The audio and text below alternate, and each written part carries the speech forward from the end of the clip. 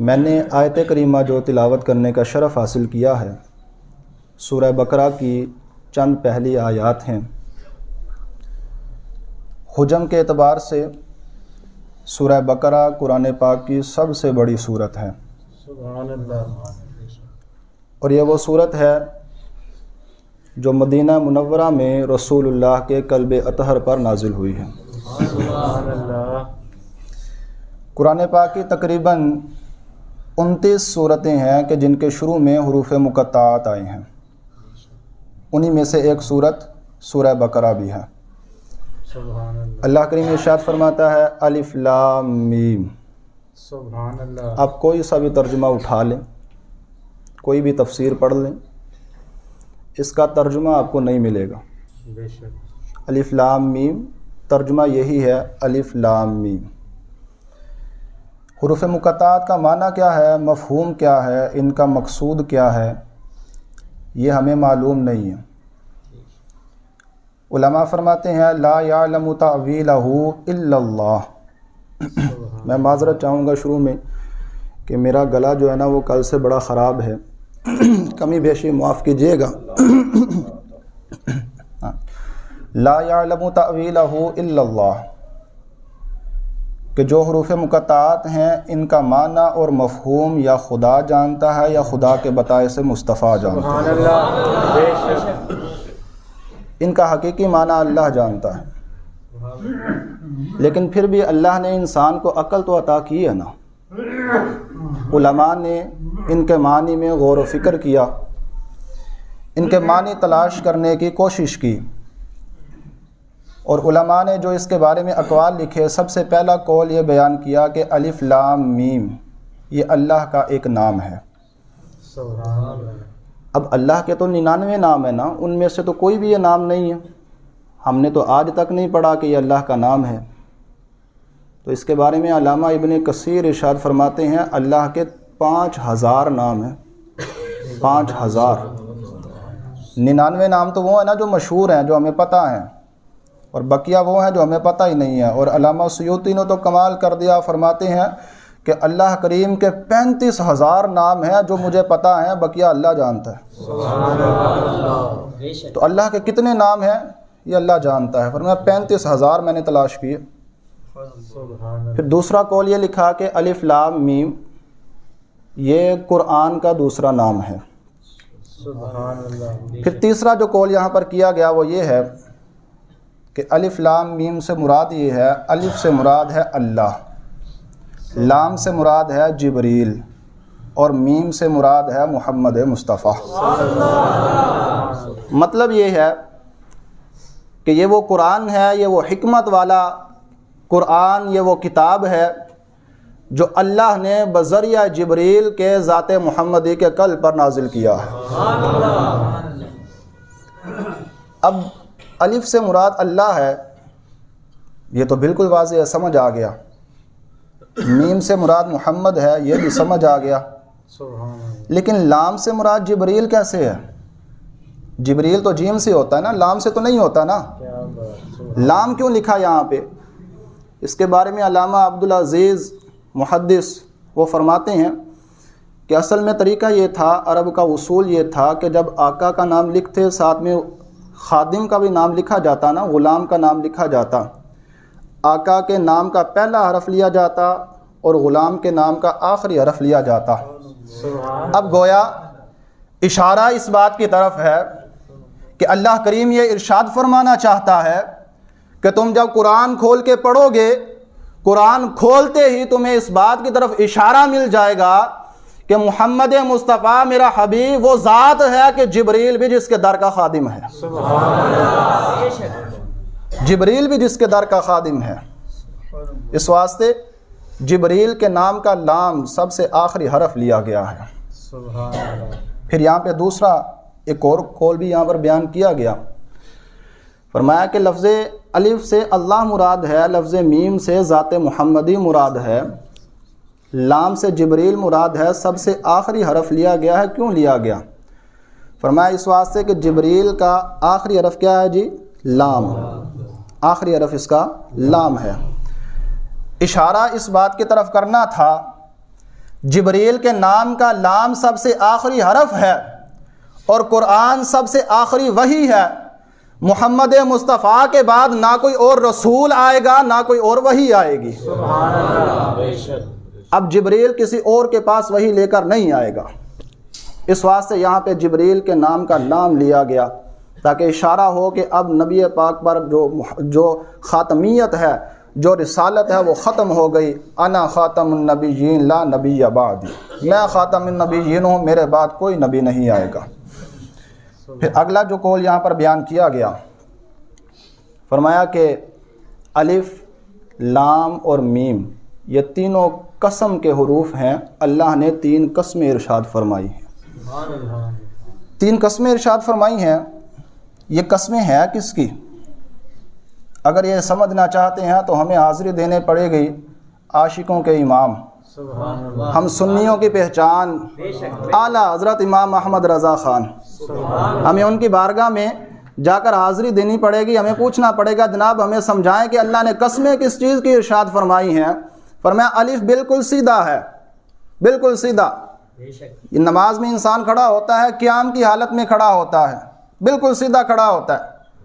لام رکوع والی حالت ہے، میم سجدے والی حالت ہے۔ فرمایا اللہ نے 3 قسمیں یاد فرمائیں، 3 قسمیں ارشاد فرمائیں اور فرمایا کہ اے محبوب تیرے قیام کی بھی قسم ہے، تیرے رکوع کی بھی قسم ہے، تیرے سجدے کی بھی قسم ہے۔ 3 قسمیں یاد فرما کے میں کہتا ہوں یہ وہ کتاب ہے جس میں کوئی شک ہی نہیں ہے۔ نبی پاک علیہ الصلوۃ والسلام کی قسمیں اللہ کریم قرآن میں شروع میں ہی ارشاد فرماتا ہے۔ تو یہ وہ الف لام میم کے چند اقوال ہیں جو میں نے آپ کے سامنے بیان کیے ہیں۔ اب اگر اسی پر گفتگو کی جائے نا حروف مقطعات پہ تو سارا وقت جو ہے نا وہ ختم ہو جائے گا، اگلی مزید جو بات ہے وہ نہیں ہو پائے گی، تو ہم اسی پر بس کرتے ہیں اور اس کے آگے جو ہے نا وہ چلتے ہیں۔ اللہ کریم نے آگے ارشاد فرمایا ذالک الکتاب لا ریب فیہ، سبحان اللہ، قرآن وہ بلند رتبہ کتاب ہے جس میں شک نہیں ہے، کوئی شک نہیں ہے۔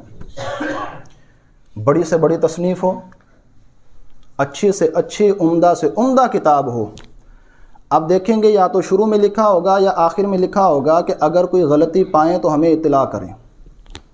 بڑی سے بڑی کتاب ہے نا، وہ غلطیوں سے پاک نہیں ہے، لیکن یہ قرآن کا اعجاز ہے، یہ قرآن کا معجزہ ہے کہ قرآن کھولو تو پہلی صفحے پر آ جاتا ہے کہ یہ وہ کتاب ہے جس میں شک کی گنجائش ہی نہیں ہے، سبحان اللہ، شک ہی نہیں ہے۔ حضرت امام شافعی رحمۃ اللہ تعالی علیہ، آپ نے کتاب لکھی نا، کتاب لکھ کر آپ نے اپنے شاگرد سے کہا کہ مجھے ایک کتاب پڑھ کے سناؤ۔ طالب علم نے پڑھنا شروع کیا، آپ نے فرمایا کہ نہیں یہ جو لفظ ہے نا مجھے مناسب نہیں لگ رہا، اس لفظ کو کاٹ دو، یہاں پہ فلاں لفظ لکھ دو۔ پھر پڑھا، کہا نہیں یہ مجھے غلطی لگ رہی ہے، اس کو جو ہے نا وہ مٹا دو، یہ چیز لکھ دو، یہ غلطی بھی ہٹا دو، وہ غلطی بھی ہٹا دو۔ 70 مرتبہ وہ کتاب پڑھی گئی، 70 مرتبہ، اور آخری مرتبہ جا کے امام شافعی نے فرمایا دعہو، اے میرے شاگرد کتاب کو چھوڑ دے، یہ قرآن تھوڑی ہے، یہ تو میری کتاب ہے، جتنی بار بھی دیکھو گے اس میں غلطیاں ہی ملیں گی، بس ختم کر دو، بات کہانی ختم کر دو ادھر ہی۔ یہ قرآن کا اعجاز ہے، اور قرآن کا اعجاز بھی کیسا؟ لا ریب فیہ، اس میں کوئی شک ہے ہی نہیں ہے۔ لا نفی جنس کا ہے، لا نفی جنس۔ کلمہ پڑھتے ہیں نا لا الہ الا اللہ، یہ وہی لا یہاں پر موجود ہے، لا الہ کوئی معبود ہے ہی نہیں، لا نبی بعدی میرے بعد کوئی نبی ہے ہی نہیں۔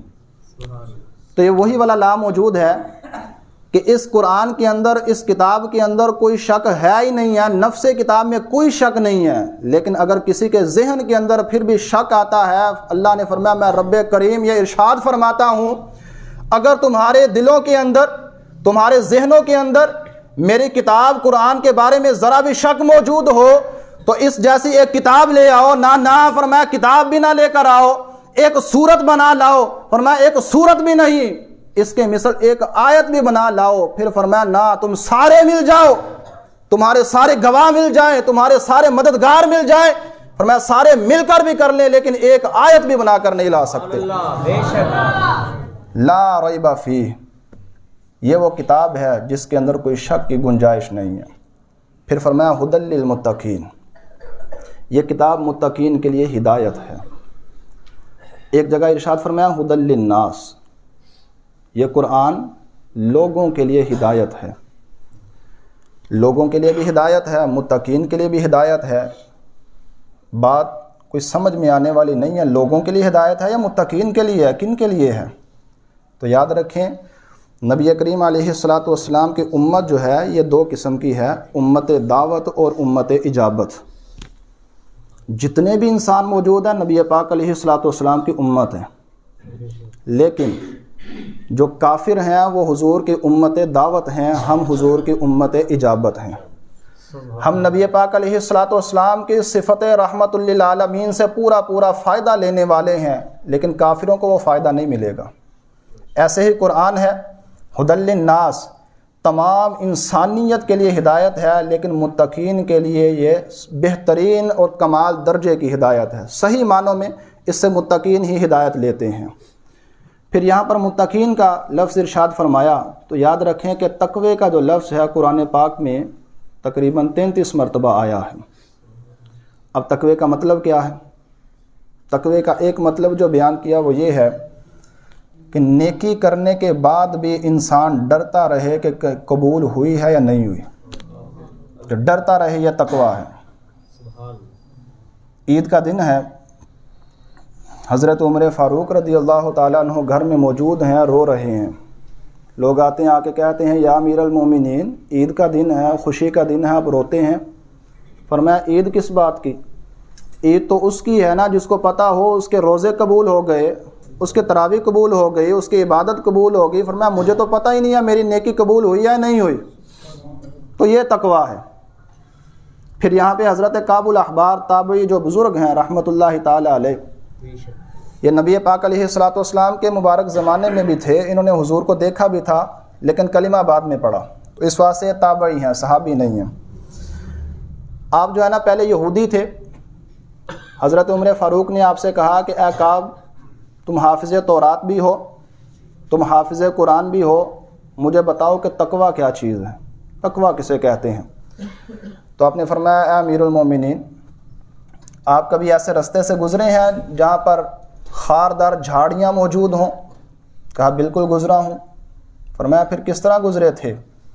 آپ نے فرمایا کہ گزرا میں یوں تھا کہ میں نے اپنے کپڑوں کو نا بالکل سمیٹ لیا تھا، بڑا ڈر کے بڑی احتیاط کے ساتھ وہاں سے گزرا تھا۔ فرمایا فضا کا تقویٰ، یہی تقویٰ ہے۔ سبحان اللہ۔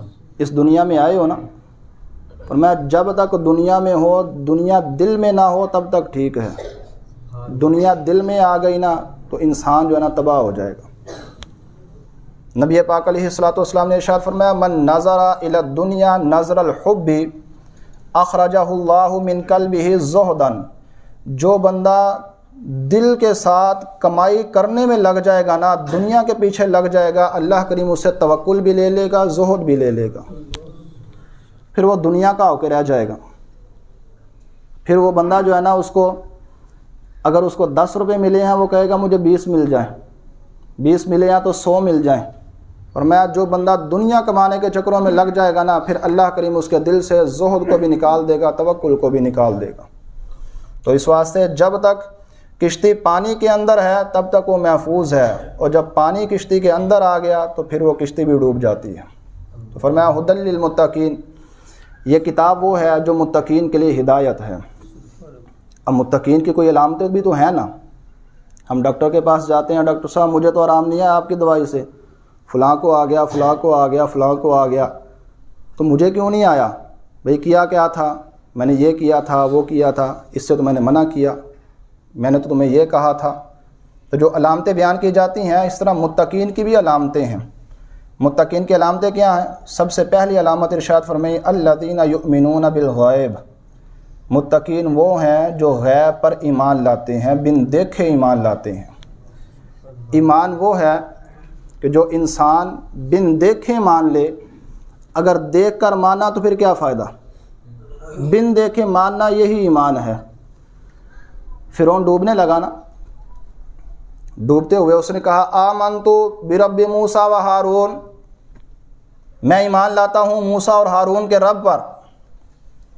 اللہ کریم نے ارشاد فرمایا الآن، اب ایمان لے کے آتے ہو، اب تیرا ایمان قبول نہیں ہے۔ دیکھ کے مانا تو پھر کیا مانا؟ اب دیکھ کر ایمان لا رہے ہو تو پھر کیا مانا بھائی؟ کیا ایمان لا رہے ہو؟ تمہارا ایمان بالکل قابل قبول نہیں ہے۔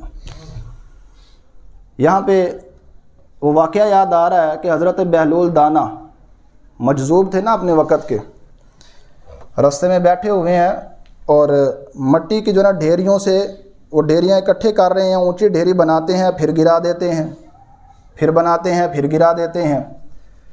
بادشاہ ہارون رشید کا وہاں سے گزر ہوا نا، اس نے طنز کے طور پہ یا مذاق کے طور پہ کہا کہ تم مجذوب بندہ بیٹھا ہے، کہا بہلول کیا بناتے ہو؟ بہلول کہتا ہے کہ میں جنت کے محل بناتا ہوں۔ سبحان اللہ۔ بیچو گے؟ ہاں جی بیچوں گا، اس لیے تو بنا رہا ہوں۔ قیمت کیا ہے؟ قیمت 10 روپے ہیں، اس وقت کے حساب سے قیمت 10 درہم ہے، 10 اشرفیاں ہیں یا 10 روپے ہیں، قیمت 10 روپے ہے۔ بادشاہ کہتا ہے مجذوب سا بندہ ہے، اب کیا، بس ٹھیک ہے بات پوری ہو گئی، بادشاہ آگے چل پڑا۔ لیکن اس کی بیوی تھی ملکہ زبیدہ، اس نے کہا بیچنا ہے؟ ہاں جی اس محل کو بیچنا ہے۔ 10 روپے میں بیچو گے؟ جی بیچنا ہے۔ 10 روپے دیے اور آگے چل پڑی۔ اب بہلول دانا نے اس کے گرد جو ہے نا وہ لگایا، ایک جو ہے نا لکیر لگائی اور لکیر لگا کے کہا کہ یہ جنت کا محل ملکہ زبیدہ کا ہے۔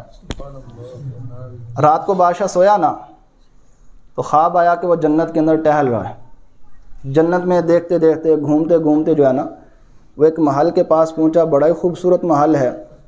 اب چاہا کہ اندر جاؤں لیکن اندر نہ جا سکا، پوچھا کس کا محل ہے؟ کہا تیری بیوی ملکہ زبیدہ کا محل ہے۔ اب اٹھا، صبح کو پھر نکلا، دیکھا کہ بہلول دانا جو ہے نا پھر سے وہ محل بنا رہا ہے، اسی طرح سے مٹی اکٹھی کر رہا ہے، گرا دیتا ہے۔ پھر اس نے پوچھا کہ کیا بناتے ہو؟ جنت کے محل بنا رہا ہوں۔ بیچو گے؟ ہاں بیچوں گا۔ کیا قیمت ہے؟ کہا آج قیمت تمہاری آدھی حکومت ہے۔ کل 10 روپے کے بیچ رہے تھے، آج آدھی حکومت ہے۔ کہا کل تو نے دیکھا نہیں تھا، آج دیکھ کے آ رہے ہو۔ آج دیکھ کے آئے ہو نا، تو دیکھ کے مانا تو پھر کیا مانا؟ مومن ہے ہی وہ جو غیب پر ایمان لائے، ایمان بالغیب۔ اب یہاں پہ سوال پیدا ہوتا ہے، صحابہ کرام نے تو نبی پاک علیہ الصلوۃ والسلام کو دیکھا تھا، پھر صحابہ کا ایمان بالغیب کیسے ہوا؟ وہ تو حضور کو دیکھ رہے تھے نا، اس میں تو کوئی شک نہیں ہے کہ وہ حضور کو دیکھتے تھے۔ لیکن یاد رکھیں کہ نبی پاک علیہ الصلوۃ والسلام کے چہرے کو دیکھنا ایمان نہیں ہے، چہرے کے اندر وجہ اللہ کے جلووں کو دیکھنا ایمان ہے۔ ہاتھوں کو دیکھنا ایمان نہیں ہے، ان ہاتھوں میں ید اللہ کی طاقت کو ماننا ایمان ہے۔ سینے میں علم نشرح کے جلووں کو ماننا یہ ایمان ہے۔ آنکھوں کے اندر ما ذا کی طاقت کو ماننا یہ ایمان ہے۔ گویا دوسرے لفظوں میں ہم یہ کہہ لیں کہ محمد بن عبداللہ ماننا ایمان نہیں، محمد الرسول اللہ ماننا ایمان ہے۔ محمد الرسول اللہ ماننا ایمان ہے۔ دیکھنے والوں نے تو دیکھا، اور جنہوں نے اپنے جیسا دیکھا انہوں نے پھر کیا دیکھا؟ جنہوں نے حضور کو دیکھ کر بھی اپنے جیسا سمجھا انہوں نے پھر کیا دیکھا؟ اب یہاں پہ میں آپ کو ایک ایسی حدیث مبارکہ سنا دوں کہ سن کر ایمان تازہ ہو جائے گا، کلیجے میں ٹھنڈ پڑ جائے گی۔ نبی پاک علیہ الصلوۃ والسلام ارشاد فرماتے ہیں طوبیٰ لمن رآنی وآمن بی وطوبیٰ 7 مرات لمن لم یرانی وآمن بی او کما قال علیہ السلام۔ نبی پاک علیہ الصلوۃ والسلام ارشاد فرماتے ہیں میرے صحابہ تم دن رات میرے ساتھ رہتے ہو، تم نے جو ہے نا چاند کے 2 ٹکڑے ہوتے بھی دیکھے ہیں، تم نے سورج کو پلٹتے ہوئے بھی دیکھا ہے، تم نے جو ہے نا وہ پتھروں کو بولتے ہوئے بھی دیکھا ہے، تم نے درختوں کو چلتے ہوئے بھی دیکھا ہے، تم نے قرآن اترتے ہوئے بھی دیکھا ہے، میرے منہ سے تم نے قرآن خود سنا بھی ہے، اور تمہیں ایک مرتبہ مبارک ہو کہ تم نے مجھے دیکھا بھی ہے، مجھ پر ایمان بھی لائے ہو۔ فرمایا ایک قوم آنے والی ہے، میری امت آنے والی ہے، وہ مجھے دیکھے گی بھی نہیں، دیکھے بغیر میرے پر ایمان لائے گی۔ صحابہ تمہیں ایک مرتبہ مبارک ہو، بعد میں آنے والوں کے لیے 7 مرتبہ مبارک ہو۔ جو بعد میں آئیں گے ان کو 7 مرتبہ مبارک ہو۔ نبی پاک علیہ الصلوۃ والسلام نے فرمایا میرے صحابہ جانتے ہو میرے بھائی کون ہیں؟ میرے بھائی کون ہیں؟ سبحان اللہ کہا یا رسول اللہ ہم آپ کے ساتھ رہتے ہیں، دن رات رہتے ہیں، ہم آپ کے بھائی ہیں۔ فرمایا تم تو میرے بھائی ہو، لیکن میں آج حقیقت سے پردہ اٹھانا چاہتا ہوں۔ تم بھی میرے بھائی ہو، لیکن میرے بھائی وہ ہیں جنہوں نے مجھے دیکھا نہیں ہے، مجھ سے قرآن سنا نہیں ہے، وہ 1400 سال کے بعد پیدا ہوں گے، وہ میری امت کے اندر پیدا ہوں گے، وہ میرے فرمان کو سنیں گے، میری حدیث کو پڑھیں گے، قرآن کو پڑھیں گے، پڑھنے کے بعد کہیں گے ساڈے نبی دی زبان تے ساڈے واسطے قرآن تے کسے ہور دا بیان چنگا لگدا ہی نہیں، اور 1400 سال کے بعد آئیں گے لیکن پھر بھی مجھے دیکھا نہ ہوگا، پھر بھی میری باتوں کو سچا مانیں گے۔ کہا کہ میرے وہ بھائی ہیں، وہ میرے بھائی ہیں۔ تو نبی پاک علیہ الصلوۃ والسلام کو جس نے دیکھا اور اپنے جیسا دیکھا، اس نے پھر کیا دیکھا؟ کمال تو یہ ہے نا کہ نبی پاک کو دیکھ کر آپ کے اندر جو خدائی صفات موجود تھی، آپ کے اندر جو کمالات موجود تھے، ان کو مانا جاتا نا، ان کو ماننا ایمان ہے۔ اپنے جیسا بشر کہہ دینا، انسان کہہ دینا، یوں اس طریقے سے ماننا، یہ اس کا پھر ایمان کیسے معتبر ہو سکتا ہے؟ وہ ایمان والا کیسے ہو سکتا ہے؟ میں کہیں پر بیٹھا تھا، دور کے عزیز ہیں، مجھے کہتے ہیں اللہ فرماتا ہے کل انما انا بشر مثلکم، اے حبیب آپ فرما دیں کہ میں تمہارے جیسا بشر ہوں، تمہارے جیسا میں انسان ہوں۔ میں نے کہا جی بالکل، قرآن کی آیت ہے۔ کہا پھر حضور تو ہمارے جیسے ہوئے نا؟ میں نے کہا ہمارے جیسے نہیں ہیں، تم نے آگے آیت نہیں پڑھی، آگے آیت بھی تو پڑھو نا، یوحا الیہ، اور میری طرف وحی آتی ہے، اور میں تمہارے جیسا دکھتا ہوں، میں کھاتا تمہاری طرح ہوں یا پیتا تمہاری طرح ہوں، ظاہر میں تمہاری طرح جیسا لگتا ہوں، لیکن میں تمہارے جیسا ہے نہیں ہوں۔ حضرت مفتی احمد یار خان نعیمی رحمۃ اللہ تعالیٰ علیہ نے یہاں پہ بات ہی ختم کر دیا۔ آپ نے فرمایا دیکھو جب بندہ سفر کرتا ہے نا، پرانے وقتوں کی بات ہے، سفر کرتا ہے، بحری جہاز کے اندر سفر کرتا ہے، اب بحری جہاز کے اندر وہاں پہ کپتان بھی موجود ہوتا ہے، سواریاں بھی اسی کے اندر موجود ہوتی ہیں۔ اب کوئی سواری اٹھے اور کہے جی کپتان بھی اسی کے اندر موجود، ہم بھی اسی کشتی کے اندر موجود، کپتان ہمارے جیسا ہوا، تو سواریاں کیا کہیں گی؟ سواری کہیں گے تو بیوقوف ہے، پاگل ہے، وہ ہمارے جیسا کیسا ہو، وہ کپتان ہے، ہم سواری ہیں۔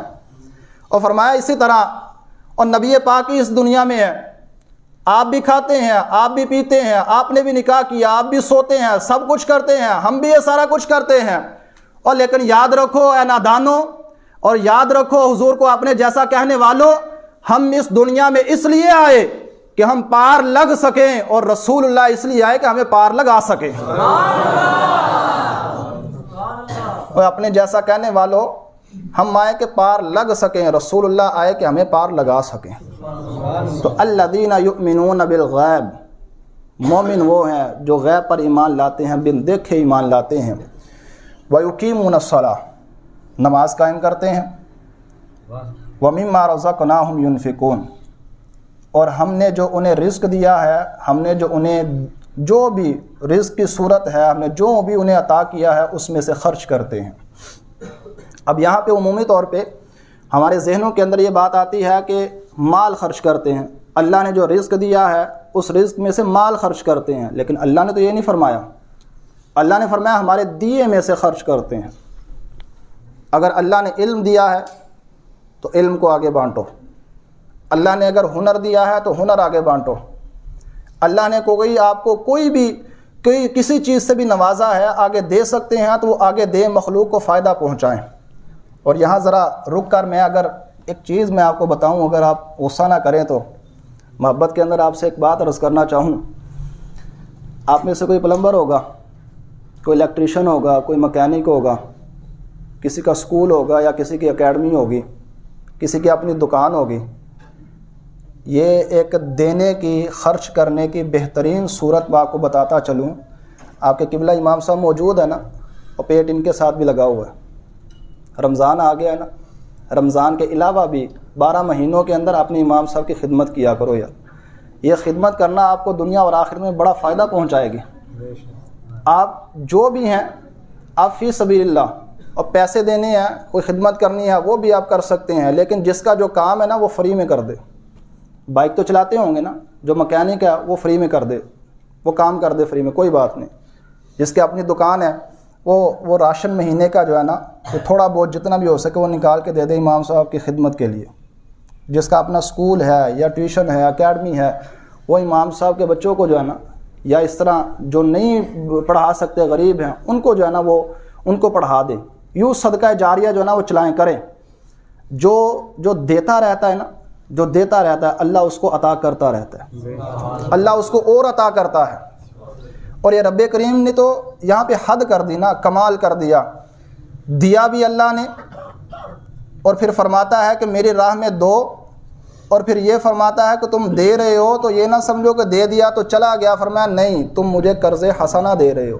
سبحان اللہ. دیا بھی اس کا, اور فرمایا کہ تم جب میری راہ میں خرچ کرو گے تو وہ قرض ہوگا, میں تمہیں واپس لوٹاؤں گا. حضرت ابو درداء رضی اللہ تعالیٰ عنہ نبی پاک علیہ الصلوۃ والسلام کی بارگاہ میں آیا کہ عرض کیا یا رسول اللہ واقعی ہم سے قرضہ مانگتا ہے؟ آپ نے فرمایا ہاں اللہ کریم قرضہ مانگتا ہے. آپ نے نبی پاک علیہ الصلوۃ والسلام کا ہاتھ پکڑا, ساتھ چلنے لگے اور ساتھ باتیں کرتے جا رہے ہیں.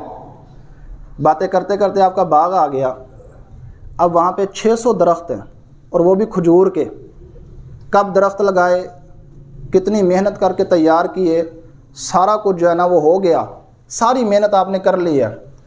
وہ ایک کہا جاتا ہے نا کہ جو جٹ ہوتا ہے نا, جٹ گڑ دی پیسی دے دیندا ہے لیکن گنا نہیں توڑن دیندا, کیوں محنت ہوئی ہے اس کی. اب ساری محنت کر دی, 600 درختوں کا باغ ہے, 600 کھجوروں کا باغ ہے.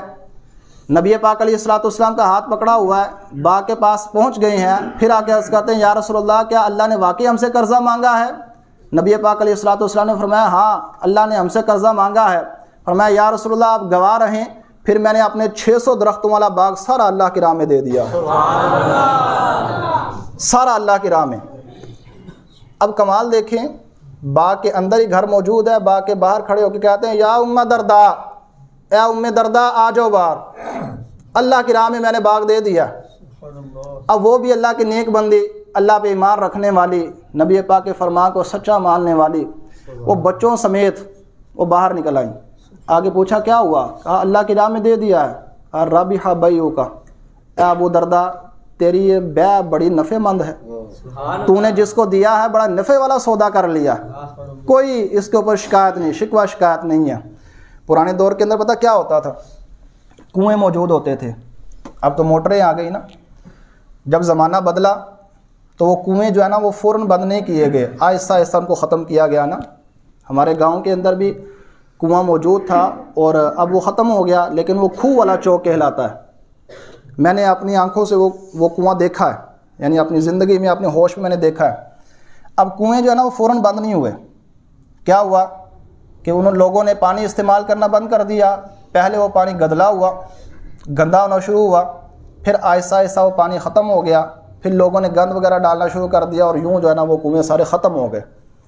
اب بزرگوں نے پتہ کیا بات کی, بزرگ فرماتے ہیں جب تک وہ کنویں دیتے رہے, جب تک وہ کنویں اپنا فیض باہر دیتے رہے اللہ بھی انہیں عطا کرتا رہا, اور جب انہوں نے فیض دینا بند کر دیا اللہ نے ان کو دینا بھی بند کر دیا.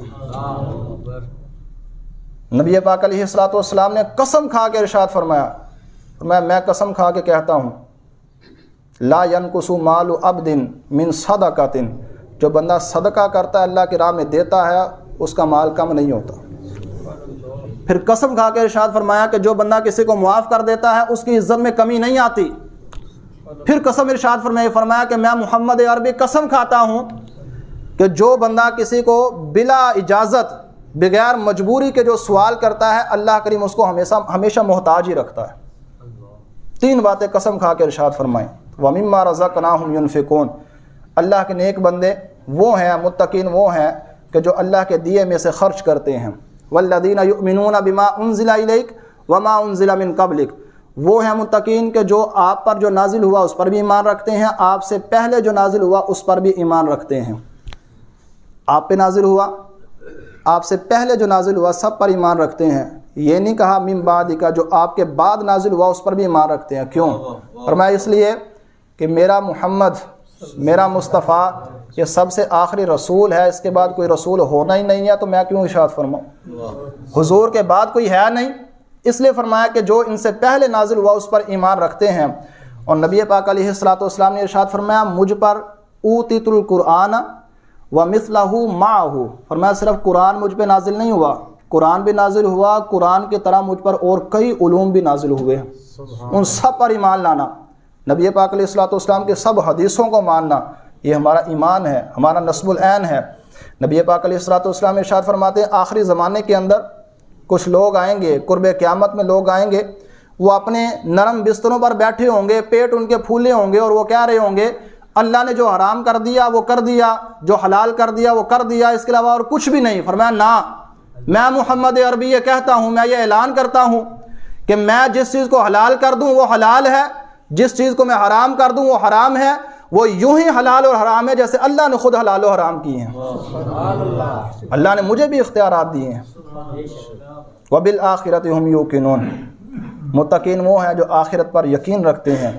پھر ساری صفات، ساری علامتیں بیان کرنے کے بعد فرمایا اولئک علی ھدی من ربہم واولئک ھم المفلحون، یہی لوگ ہدایت والے ہیں اور یہی لوگ نجات پانے والے ہیں، فلاح پانے والے ہیں۔ یہ مختصر سی عرض تھی، یہ سبق تھا جو میں نے آپ کے سامنے عرض کیا۔ اللہ کریم سے دعا ہے کہ اللہ تعالی ہمیں عمل کرنے کی توفیق عطا فرمائے۔